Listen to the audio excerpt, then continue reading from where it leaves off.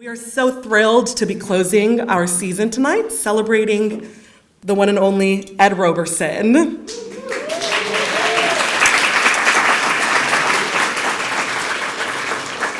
We'll have the opportunity to hear from some of Ed's friends, comrades, and family tonight, and they will reflect on the impact of Ed and his work on their lives. For me, the way that Ed observes nature and place with awe, uses language to reverently challenge the reader, and his generosity and graciousness with students and community, all with the lake as his muse, is love. Thank you, Ed, for all that you have offered and for allowing Chicago to become one of your homes. And thank you to the Chicago Literary Hall of Fame for recognizing that this is a kind of love that cannot afford to be lost, that necessitates recognition. I'm honored to be here and to say something about what is, for me, a critical capacity in Ed's work. His practices of sensing and inviting others to sense invisibilized and imagined ecologies as sites of political knowledge. We Must Be Careful is what Ed titled his contribution to Black nature, Camille Dungy's anthology of African American nature poetry, where he wrote, "The mystery beyond words is our mythology, our religion, our poetry," end quote. This mythology is his inheritance, as all children of the African diaspora are descended from spiritual people, bound to land through rituals and dreams. Ed's work takes us to these origins and revives sensitivity for the mysteries that emerge in our attention to the beyond human worlds we embody every day, engendering greater capacity to listen and to distinguish between human words and the uncontainable extent of nature, which is not ours to comprehend. This kind of listening is nearly a lost art, and not by accident. In the words of Sherry Moraga, quote, "From all parts of the world, peoples are sent into migration so that even the ground beneath their feet may no longer speak to them," end quote. Thankfully, Ed's work reminds us that even when we are unable to hear, quote, "light vibrates through the soles of our feet," end quote. From Palestine to the Congo, the US-Mexico border, and reservation border towns across the US, we see, and many of us experience, the consequences of forced migrations and their barely veiled motivations of corporate greed and settler ambitions. Ed writes of the investors here in Chicago who simultaneously train their eyes on Lake Michigan as a, quote, "source of fresh water to fill their pockets, same as on those neighborhoods needed out of the way," end quote. In other words, the systems of profit that exploit lands and waters also facilitate the disassembly of social fabrics and collective identity. Last year, moving through Nate Mackey's archives at Emory University, I came to some of Ed's early correspondence with Nate, including paper clippings of an interview with Kamau Brathwaite. Brathwaite lamented the overdevelopment of Barbados. He wondered, how would the next generation develop a poetics unique to their island when all they can see is hotels and pavement? Here in the US, we face similar challenges of development blocking the knowledges meant to resound through our bodies. Our poetics are challenged not only by the denaturing of physical space, but by the political defanging of literary landscapes through institutions helmed by boards of corporate professionals and endowed with resources extracted from poor people across the globe. Institutions that subsidize what Ed describes as, quote, "the way of wealth's want, that moves other man's hands and feet and leaves its own clean, the weight that never touches anything," end quote. Earlier this year, we witnessed the state-sanctioned murder of the poet Renee Good by ICE agents in Minneapolis. The Academy of American Poets said nothing. Ed, a chancellor of the Academy, met their silence with an occasional poem. In 14 lines, he strummed the weaponization of goodness under authoritarianism and our cultural failure to question narratives determined by oppressive power.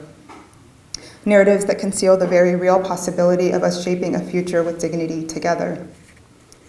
Ed wrote to me in an email shortly after, quote, "be organized and don't leave individual bodies vulnerable outside the formation," end quote, citing examples among musk oxen, elephant herds, and the flocking patterns of birds. Through Ed's attention, I'm charged with the imperative to practice vigilant care and responsibility in the places I live and dream. Vigilance, because you never can be sure. As in this beautiful and horror-filled line of water from Ed in this week's concerts, quote, "The stones on the bottom are mistaken for the bottom of a hanging black man's feet on the surface reflection, dancing nationally in the trees," unquote. This is but one of our nation's political ecologies, one we must be both vigilant against and careful in assuming we understand its borders. Vigilant knowing that before there was ICE in our neighborhoods, they sent the missionaries, hooded vigilantes, and police to displace racialized people into graves and cages, annihilating networks of safety. I recall Ed saying in a conversation with Julie Patton that he grew up in a community where children, upon smelling fresh pie cooling on a stranger's windowsill, might knock at the stranger's door and receive a warm slice. The image of Black children outdoors moving freely and desirously toward this door is a political ecology that I need right now, when Black children hovering at a stranger's window are more likely to receive a police response than a piece of pie. What has changed? In Ed's words, taken primarily from his recent collection, asked what has changed? Staring out the window, and the ease with which we live alongside but not according to bodies of water, and the land arranged into city streets that are also our government's gunshots. But also, in another cityscape, what disappears gets into the walls, and the atmosphere leaves its impressions on rock to be read eternities later. And our foundation is the sky, not the ground. We can listen at the stars for language. I'm listening, Ed, and I thank you.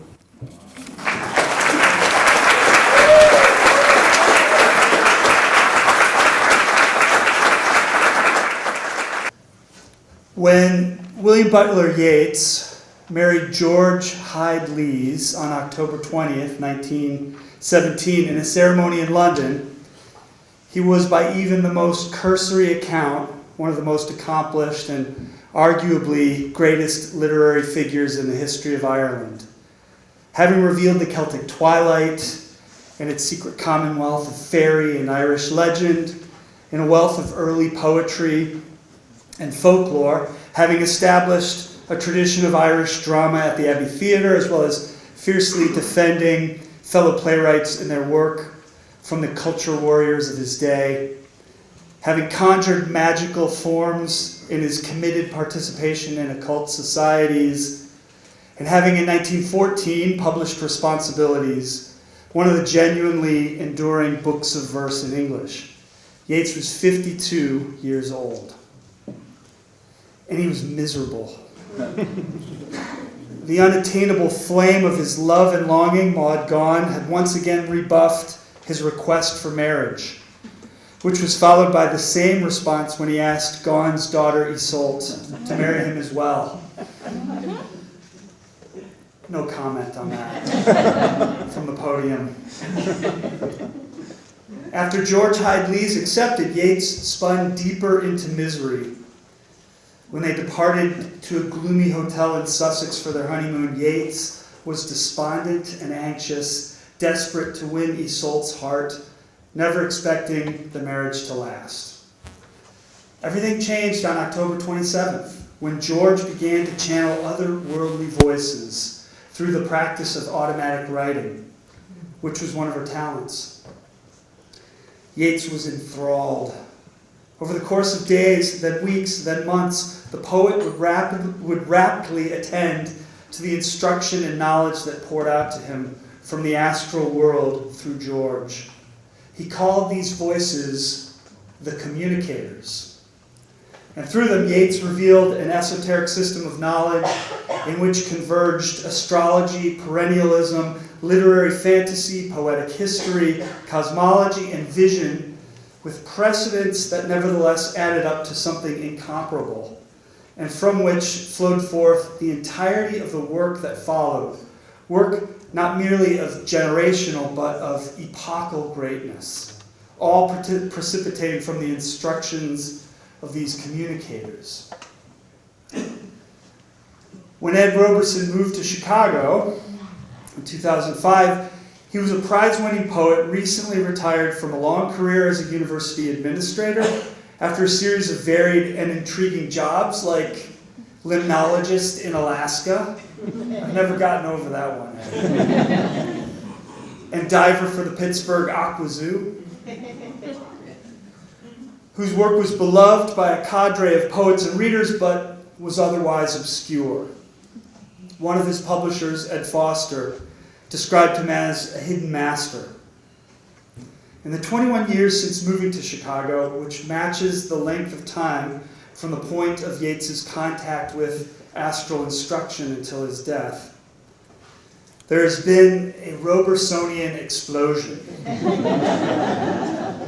The publication of several books and chapbooks, 9 of them, doubling his previous output, the awarding of nearly every conceivable prize, and perhaps most breathtakingly, in the past 5 years or so, a steady torrent of new work, most of it written in sonnet form, composed in the small hours, and circulated as if through mysterious summons in a seemingly randomized series of late-night emails. Presumably sent while pressing return with the index finger of one hand while holding a Manhattan in the other. I know how you roll. This work, let me tell you, it is incomparable. In it is concentrated high lyricism with a drawlingly confident vernacular, incandescent rage for social justice with beatific compassion for life on the street, truly glorious depictions of natural forms and forces with tenderest expression of memory for people, places, and things in this world. There is nothing like it. Jaw-dropping and awe-inspiring. And in terms of its quality and quantity, and especially in terms of belonging to a poetry of a so-called late phase, I can only compare it among recent poets to the late work of Geoffrey Hill and Nathaniel Mackey. So what accounts for the Robersonian explosion? For the upward spike into Yeatsian greatness? Ed, as some of you know, lives in a high-rise down in Bronzeville, in a northeast corner apartment on the 8th floor, from which he can look down upon the great trees in Grant Park and look out upon the great unwinking eye of Lake Michigan. It's my belief, I present this to you now, it's my belief that Lake Michigan is Ed's communicator. Since moving to Chicago, the lens of the lake has concentrated his vision through composition, revealing that vision in language and form with special attention to the sonnet. Ed is surely one of the finest composers of sonnets in the American tradition. That is repeatedly exciting and new and breathtakingly fine. How fitting, then, for Ed Roberson to receive the Fuller Award from the Chicago Literary Hall of Fame, here in this city that has welcomed him and in which his greatness has been revealed, and where he now rightly belongs among the ranks of the immortals, Brooks, Bellow, Algren, Wright, Roberson. It's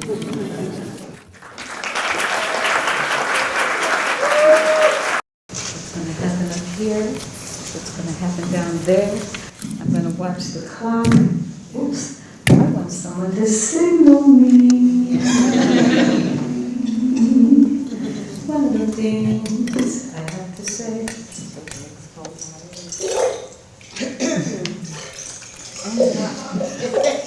This is a song with Ed writing.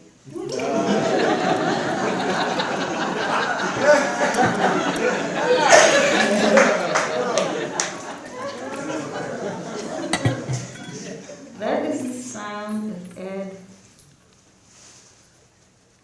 writing, and that is the sound of my reading about his writing with liquid ears, the writing with Ed, reading Ed, one feels like water, rises up within oneself, out of the heart, as if the water had written what is on the page. With Ed, you're in the water and of the water, and the water speaking and being splashed, being poured out. You don't want to talk about weather. First the snow, as if snow was a problem. Saying you don't got control of weather, we do have over and over and over top news about the weather at the control of behemoths. Who are we here trashing the earth? From the top of the world to the bottom, Ed brings our attention to this fact. Everyone sees the sea coming down the beach in an early poem of Ed's. Everyone calls it the white horses. Nobody's language is ever mistaken. They never fail to come called on any shore. They are broken to. There is a man who has seen the distance and the desert do just that. Same break at a walk. He calls the horizon the white horses, and I have called my sight the reef.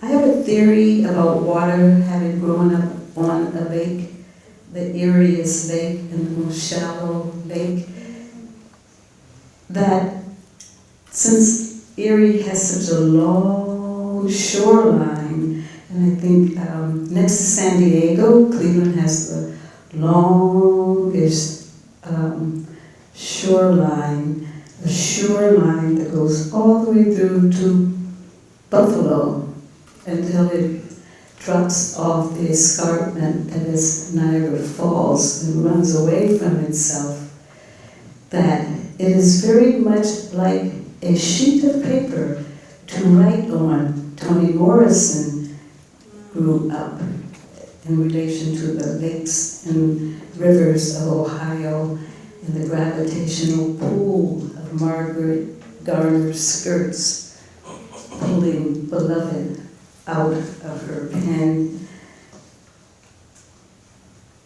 Langston Hughes' blues until he left, Chester Himes, Adrian Kennedy, and Russell Atkins' lake lines being splashed for people who can do the splashing.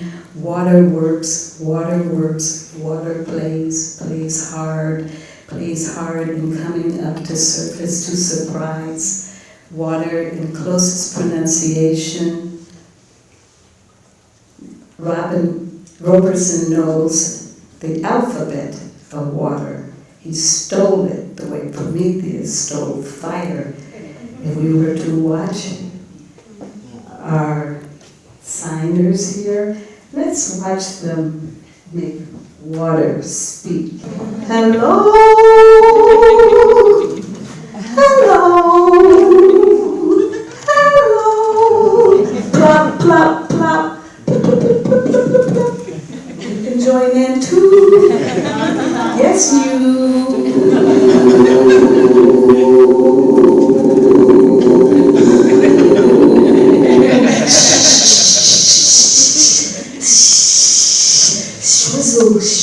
Shwizzle pop. Anybody know any other water sounds?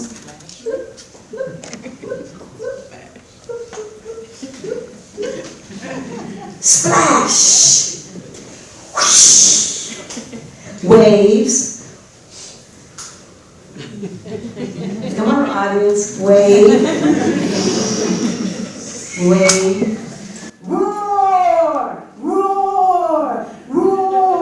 Roar at the White House and this stupid reflecting.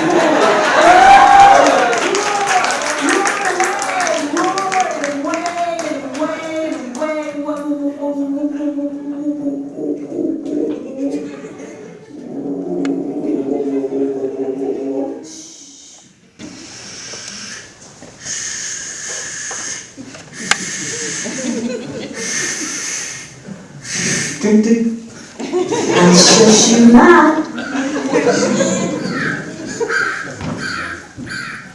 Thank you.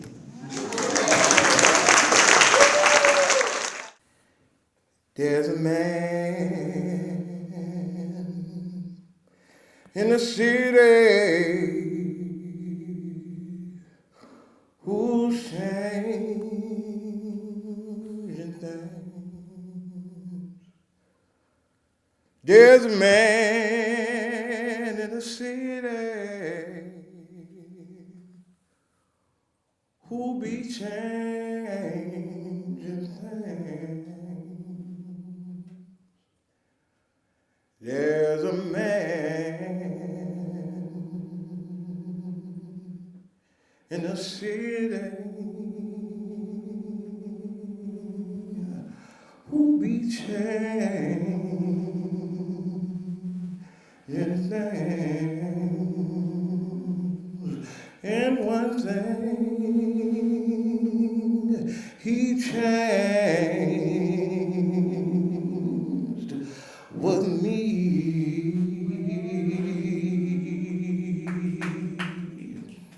Just one poem felt like water from the sky.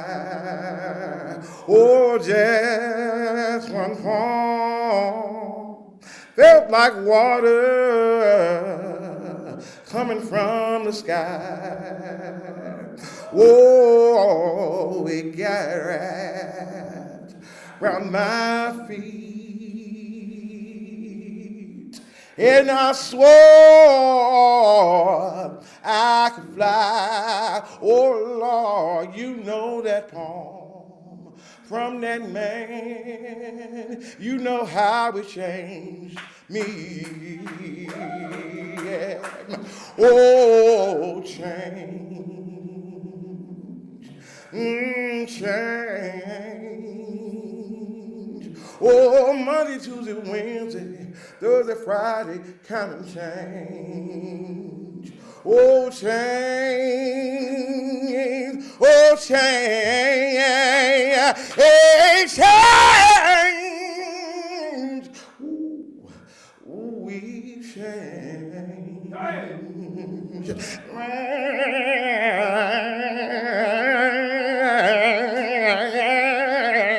My Lord, you change. Baba Ed, you change. CHANGED. Change. Oh, change. With the pen and water, you wrote upon that change me. Oh, there's a man in this building who be changing things. There's a man in the front row of this building.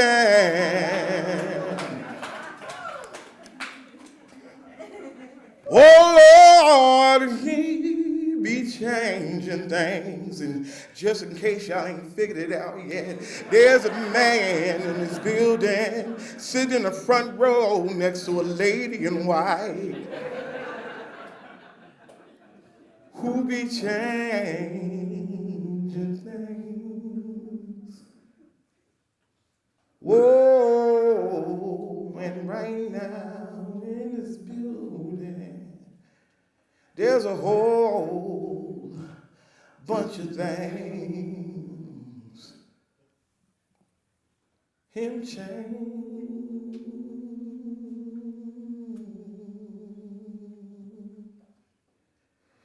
In a whole bunch of me's. I'm back. Hey!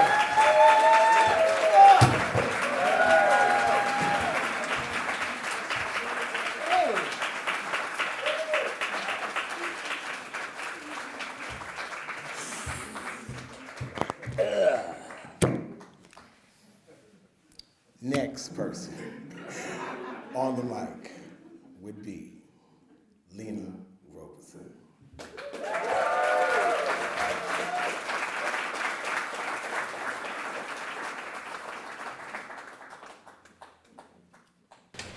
Tonight, my father receives the Fuller Award for his lifetime achievement and takes his rightful place in this grand corridor among the pioneers and great craftsmen of our world. And as his daughter, it is truly a blessing to stand before you in this momentous moment for his landmark achievement. He was writing poetry before there was me. And then when I arrived, I entered a rich world already alive with imagery, rhythm, question, and wonder. I didn't know poetry as something separate from my father. I didn't know what poetry was. I knew poetry as the way he moved through the world. I was a poem before I understood what a poem was. He showed me the world through his poetry in motion, from the physical to the metaphysical, from history to theory, from music to literature, from the visible to the invisible and tangible, from the real to the imagined and beyond. And we would watch thunderstorms together from the balcony, and I learned from him that thunder could be green, orange, purple. He showed me and explained science in the sky and shapes of the clouds and the movement of weather, and it just all so wonderful. He brought the stars to me when he set up a telescope on the same balcony. We sat in the dark and watched the thunderstorms and then had a telescope to see the stars. And he taught me about the constellations, which went on and translated into the Greek mythology. And he read to me the most wonderful stories, and they would come alive. Characters romped right there in front of us in the living room. The trickster from the fables of the indigenous American Lakota Sioux tribe was my favorite visitor. My father drew while I sat beside him and saw him take a picture and take a pencil, and from the lines, things from across the room would appear on the page. And this I see and realize is a rare gift, to be raised by someone who teaches you that existence itself has meaning. My father made the world magical not by making it less real, but by helping me see how much beauty and wonderment reality beholds. He took me fishing at the park, and we never caught a fish. We've laughed about that for years. And I'm only now realizing that it was probably because of me. I wasn't standing still, sitting still. There was too much wonder. There was flowers to look at and bugs to catch, a perfect stick to draw in the dirt, to the wind moving through the trees, the sunlight sparkling between the shifting leaves, the dancing, shadows dancing, and the world making music. Before I had any words for it, there was poetry. He had explained that you're supposed to sit still, of course, but that didn't happen. But I see that he was teaching me how to be patient and how to wait and be quiet enough not to scare away what you're hoping to come your way. And at the time I thought it was only about fishing or stars or whatever, but he was teaching me how to be patient, how to wait without giving up, how to respect what lives beneath the surface, how to understand that not everything reveals itself just because we want it to. Some things only come close when we are still enough to receive them. Some moments hold entire lifetimes inside of them. And he taught me to slow down enough to receive the world, and it becomes language, it becomes music, it becomes image, it becomes meaning. And he noticed the world like that, and that was poetry to me.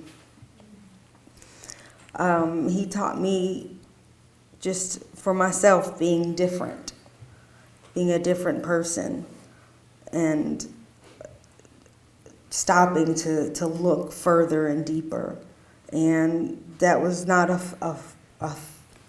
flaw, but it was a difference, and it was a gift, an honor, and a force to cultivate my difference and my originality and way of seeing and being. And he taught me that is how the world changes. And this is how art moves us forward. And this is how innovation happens and how new generations find permission to speak in their own voices. And my father has been my entire lifetime. His work opens up life, expression, existence. He has always embraced both art and science with passion and awe. He has the mind of a scientist, always pulling things apart, testing, questioning, trying to understand what lies beneath the surface. And he has the soul of an artist, taking what he sees, what he studies, what he discovers, and transforming it into line and rhythm and image, silence and breath. And that is to me what his poetry does. It has been an expedition across mountains, hills. It's traveled from classrooms to stages, from cafes, the New Yorican Cafe in New York, to banquets, from private notebooks to public recognition. And it has moved through decades and cities and through generations of readers and writers. I thank you all for being here, all for giving out sharing what he's given to you. And I just, with this honor, he becomes not only a celebrated poet of the present and past, but a cornerstone of the craft and for literary artists to come. So tonight, I'm honored as his daughter, honored as someone who has lived inside the weather of his poetry my whole life. On behalf of our family and with deep love, I thank the Chicago Literary Hall of Fame for recognizing. Hey there. This is the Lena. This is the Paul.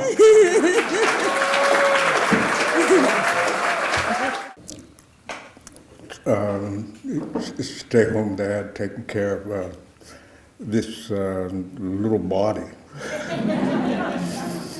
that I got to be really good friends with. And one of the key moments, and it's in my third book, Lucid Interval, there's a point where I'm working with this kind of a Lipo puzzle that I had sort of set out for myself, that I did every day, after changing the diapers and wiping the poop, finger paint on the wall. We'd have discussions about that, and then I'd go sit and I would be writing, and she would come up and want to sit on my lap and write. And I had this game that I played with myself. I was in Pittsburgh, and I would get the New York Times, and in those days the New York Times had a full-page listing of all of the music. So I would go down that listing and be amazed at the titles and all the kinds of things that would just come to mind from the words. Like, what is a Pacific 3 something or other, 331? What is songs without words? What the fuck is that? So the game was I would read, the music thing, and exercise, see what I could come up with, just to get my juices flowing. Well, I had this little partner who would sort of, how they pull on you, they want to sit up there. So she sat up there, but she didn't just want to sit there. She wanted a pencil. So I gave her a pencil. And she did the kind of writing that I was doing, but in her term. So which was scribble, poke, poke, poke. So I think in the poem, it's the line, my line is holes and scribbles. Her line is Holtz and Scriabin. Poke, poke. I forget what mine is, but it's planets and, So we sat at the desk writing together, that third book, Lucid Interval, we had a ball. So you can't even read it now. You don't even know what you're doing. But that's the kind of thing that we had together from the very beginning. And I'm so proud of her. Thank you.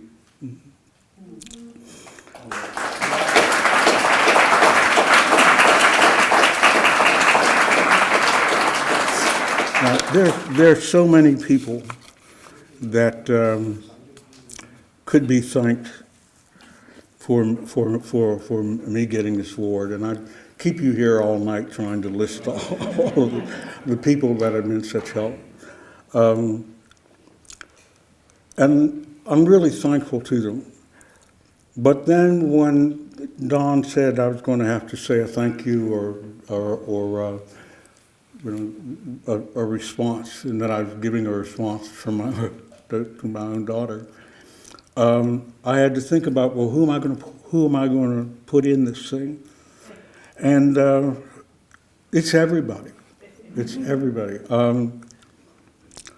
I came to Chicago following a rehab from a really life-threatening illness. I didn't want to stay in the bed, and took the chance to come to Chicago, and stepped off the curb, King Drive. It was like stepping out of the Bardo into the party in Chicago, and been here ever since. One of the things is that after 35 years I had written by the time I got to Chicago, and I had 5 books. They were okay books. 22 years after arriving in Chicago, against those 5 books and 35 years on the East Coast, I have 10 out of Chicago.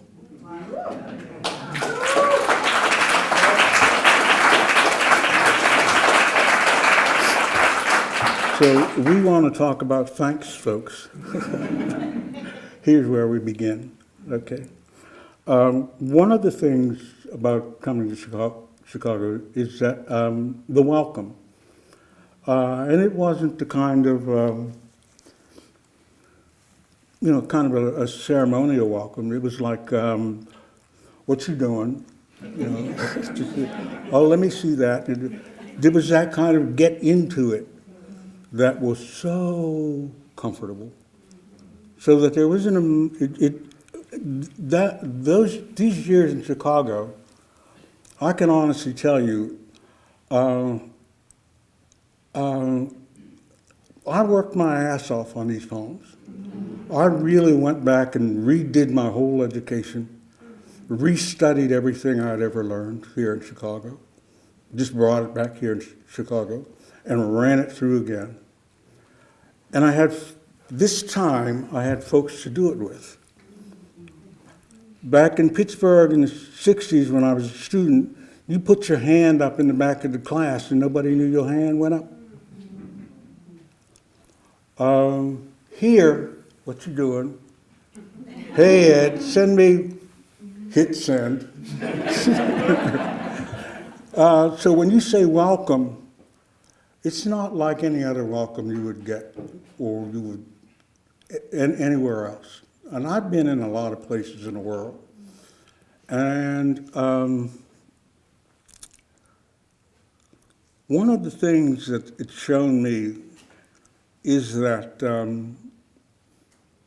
we're comfortable with talking to each other, calling each other up, Bar Louie's drinking beer,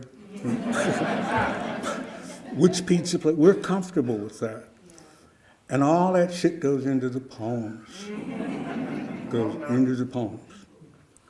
And it sings.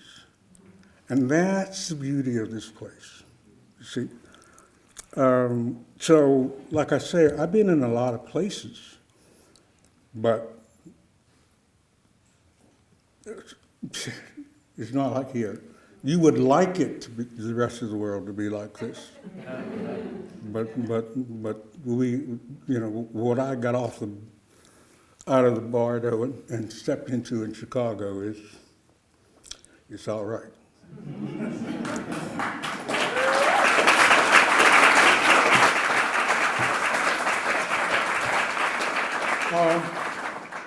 Is Mike Puakin?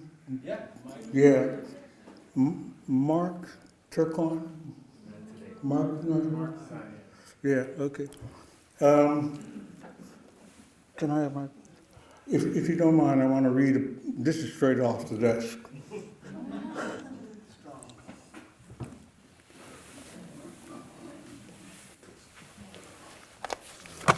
But I think this is what I'm talking about.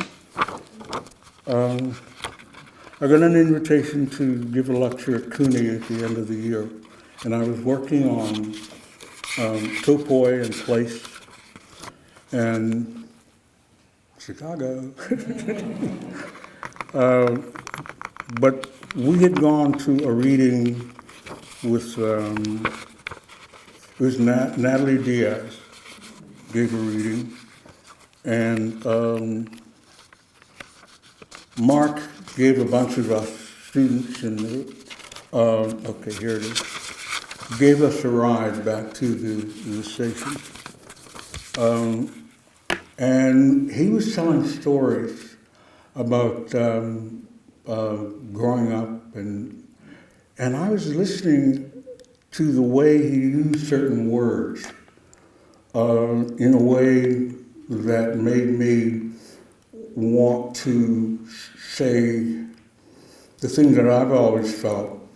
Being in the Amazon, I was learning my way, but I was always knowing that I was learning from somebody, and I was learning their land, who they were, so I was always sort of aware of that kind of thing.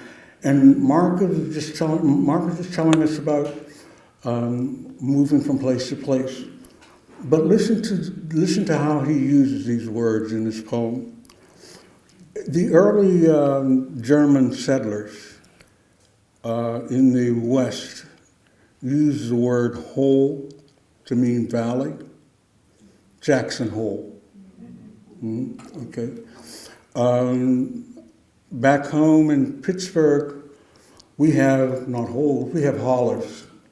Hollow, but that ain't the way you say it, it's hollers. holler, you know.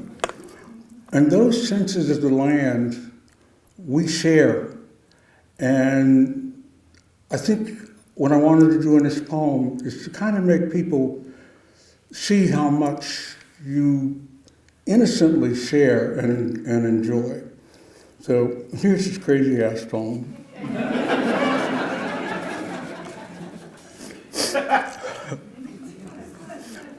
I translated my notes from the conversation we had with Mark Turcotte when he drove us from Northwestern to the Loyola Red Line stop, where he said, "I am one of those who left North Lake.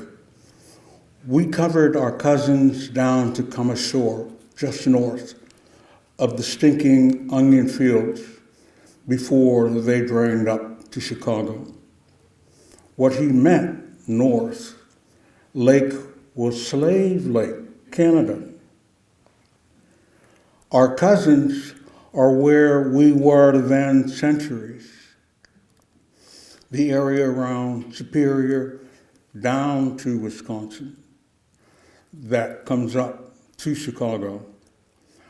I hadn't noticed I had neighbors who talked like that, deeper and more detailed into the country, not the Amtrak I speak. Think where in a post office, addressing a letter you'd write, Duluth, our cousins, zip, and expected to reach them. Arrived there, where the Winnebago are. All that shit into this poem.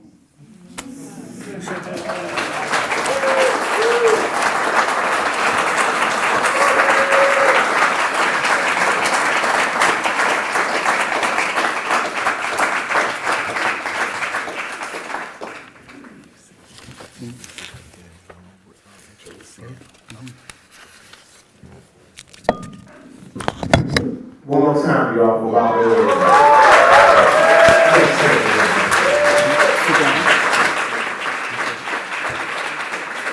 So, we've had all these readings and things of this nature. To the stage, I invite this lovely goddess of Evanesque extravaganza. I'm back. Cheers to you for the Lord.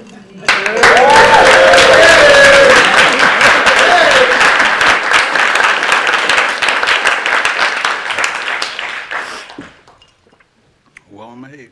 I'm going to try not to. No. I really do love you. So, I met Ed about 20 years ago at Comedy Con, the African American Summer Workshop Retreat, Poetry Retreat. And I was a fellow and Ed was on faculty.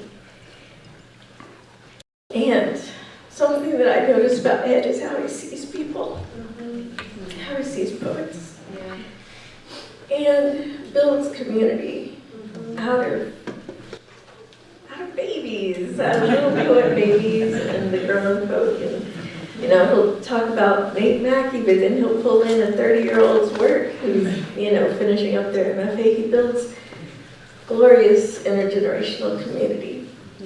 And I wanted to ask if you could talk about that impulse to build intergenerational community around you and what you gained from it. People talk about African American poetry, black poetry, included or not included, or what's. But the thing that's most important about my community, I think, is that it's like we don't take time to spend a lot of time naming names or whether you fit or are up to par. It's more like what you're doing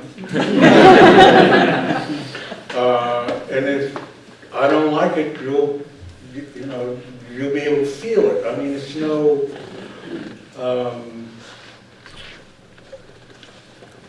there's no school. The school is to the people, the heart. You know, I can help you with that. You know, didn't say you done fucked it up.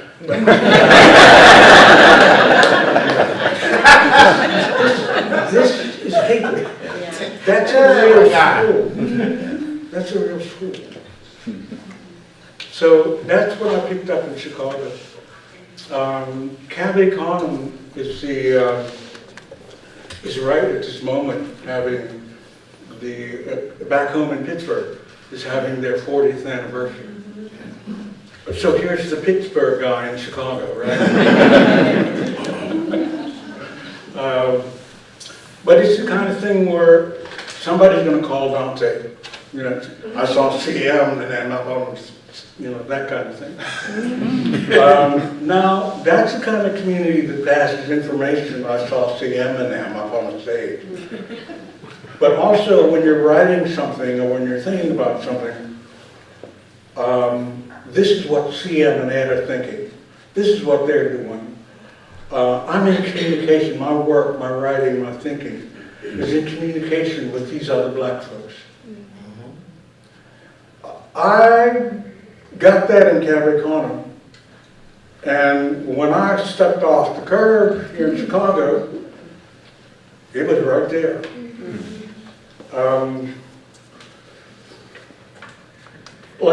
There's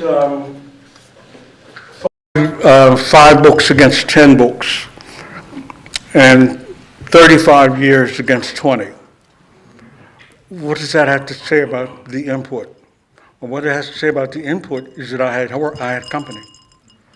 That there was a long conversation going on there. There was a deep conversation going on there. I would get dragged to,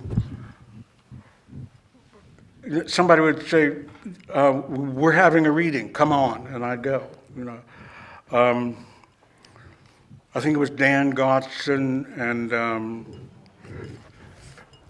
we're going down to Fred's, you wanna, and I'm on the stage suddenly reading. You know. As much as I love the blues, to be sitting there, and I'm asking him, well, what should I read? How should I, just read. And I remember that night, I just started reading, like he said, you know. I started reading, and I swear to God, the music that was coming, blues like I never heard. So that kind of community, here I am, kid from Pittsburgh, walk into a bar down the neighborhood, down the street. I'm on 32nd. Fred's place was up on Cermak. Walk in, you know, just sit down, get up on stage, sing. And everybody gets in it together. There's no way you can put that kind of thing into a few words, you know. So people just share it. And I think that's the community, that kind of sharing is what I always wanted to see. And I just keep getting it here. Like Peter says, 2 o'clock in the morning, send. And later on in the morning, I'll get up, go to bed, Ed. Just yatter, you know.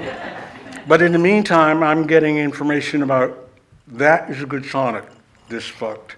That, you know, that kind of conversation you're getting, you know. So the gain it's just huge, you know. And you've told me before, listen for the poem, listen for that the poem is there, and then go to your page, pick up the pencil, write it. And so I wonder if you've got any advice for young folks who are struggling with this thing that they like to call writer's block, but might actually be, well, you need to read more, you need to attend to some jazz shows, you need to go take in art. Yeah. I don't know what kind of information, you know, like for instance, Lena was like maybe 16 years old, and I got an award from Douglas College, her mother's alma mater. So I took her, and she got that first, that dress, that grown-up dress. And so she was sitting next to the president. Do you remember that? Yeah. She was sitting next to the president of the college, and I'm sitting a couple of tables over. Later on in the evening, the president comes over to me and he says, "It's a shame you teach that child that." What did I do? Well, Lena, we had been reading Native American folklore and African, so we were having a good time. So the part about Trickster not having a voice, but being able to yell to the rest of the body, our ducks are being stolen by the foxes. Because the rest of the body, little brother right hand, he's too busy, he can't deal with it. Little brother left hand, he can't, he's going to take a nap. Little brother, all these little parts are too busy to deal with the whole. So the foxes come in and steal the damn ducks. And the only one who was left to be in charge was little brother asshole. So my daughter gets into this intellectual discussion with the president of the college about Trickster's voice, which is fart. All Trickster could do when the foxes are stealing was to fart. So she's explaining language as, and then I get the review of that.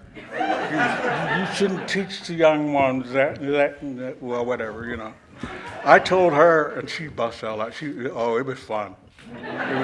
It was fun to her. Knowledge is fun. And that's the community we should just live in, love in, and have a good time in.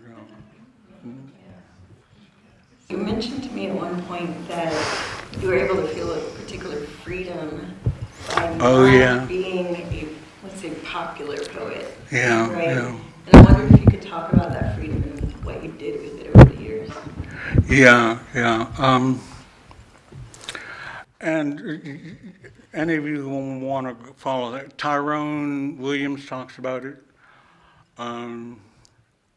We were kids who had our own way of going about what everybody was supposed to be going about. And we kind of did it in our own kind of way without even paying attention to the fact that that's the way we were doing it. Like I was writing at the time when people were saying we needed socially involved poems. We didn't need poems about trees. We didn't need poems about that kind of stuff. But I had gone through 2 expeditions on the other side of the world. I had a little bit of information that I had something to say that the black folks had something to say about. So when people were dismissing me as you're not doing your job, or dismissing me as working against the ideals of the Black Arts Movement, there were a couple of us in the Black Arts Movement who were saying, this is the way it's done. I know what a tree is.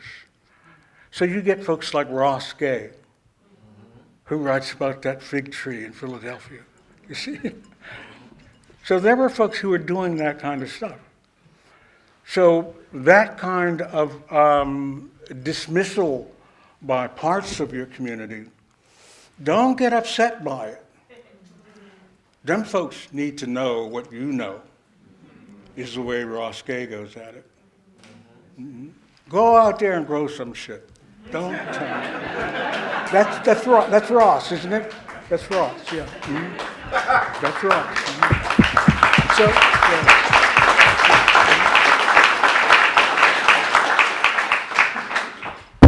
And thank you for speaking with me. I want to know if you could please read the title poem. Oh, yeah, you like that one? Ask What Has Changed. Yeah. This poem is Ask What Has Changed. And I had written See the Earth Before the End of the World. And I got a call from an editor for, I forget what magazine, but they wanted to ask me what had changed since I had written To See the Earth. And when I wanted to answer the question, it was like, hasn't everything changed? You couldn't think about water without finally thinking about running dry. Now the blues song had sung that to you all them years and you ain't listened. But now we were in a time when now we have to listen. When the well runs dry. So this thing about, what has changed? Well, my answer was everything. Even staring out the window has changed. The private peak above it, all brought down, with the erosion of the poise between the viewable and the mused unseen.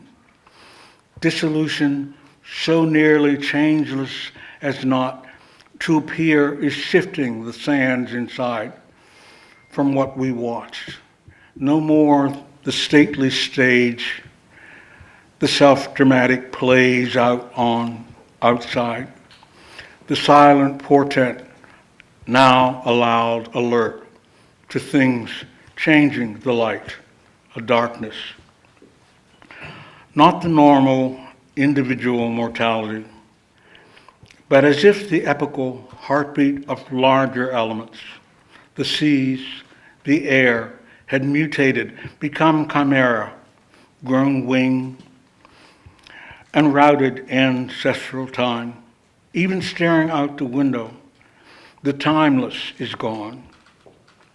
We see coming in the daily migration of the local geese to the lake at evening, the cities pull up and move in unlike consternation towards and away from the water that had been so calming to gaze out on, to live by, easy, to not live according to. And now